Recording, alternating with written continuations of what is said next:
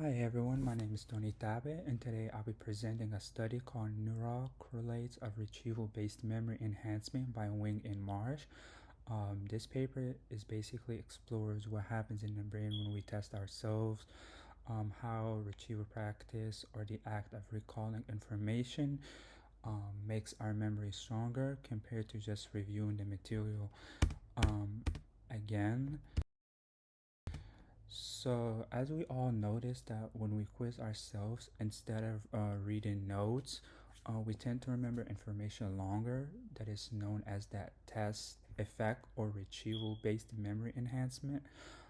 So, previous studies proved that behaviorally, but the neural mechanisms like the brain actual activity during retrieval weren't well understood. So basically, this study used fMRI to figure out why retrieval helps memory at the brain level. Um, so the researchers had three main predictions. First is retrieval would activate memory related regions like the hippocampus and the prefrontal cortex more than restudying them. Second prediction they had was stronger activity in these areas. Their retrieval would predict which items participants remembered later. The third thing, retrieval would increase connectively between hippocampus and regions that support deeper thinking, meaning recalling information would actually re-endose more efficiency than just looking at it again. Um, so basically, what these researchers have done, they brought up participants that were healthy young adults. They learned a list of words pairs, for example, like oceans and waves. During that practice phase, there were two conditions. One is that in the restudy condition, they saw both words again. In the retrieval condition, they saw only the first word and had to recall the second one.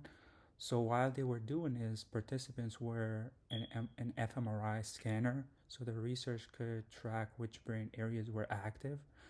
A day later, everyone took a final memory test to see which words they remembered the best. Um, so, as expected, participants remember more words in the retrieval condition than in the restudy condition, and this confirmed the testing effect, as I mentioned earlier. Retrieval practice leads to basically stronger long-term memory. These results give the researchers a solid foundation before analyzing what was happening in the brain. As you can see, I put like a figure here. You can see here that it's like a recall percentage is clearly higher after retrieval practice, and this proves what I just mentioned. So now let's look at what's happening inside the brain. So retrieval showed a greater activation in three key areas compared to restudy. One of them is the hippocampus, which helps from form and bend memories. We learned that in class also. The medial prefrontal cortex, which organizes and integrates information.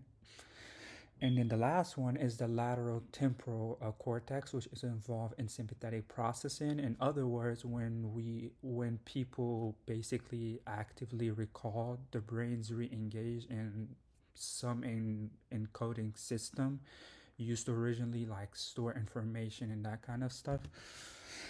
So now moving on, the research has also found stronger connectivity between the hippocampus and other cortical regions like I'm gonna try to pronounce that. It's I think the ventrolateral prefrontal cortex and also the midline areas.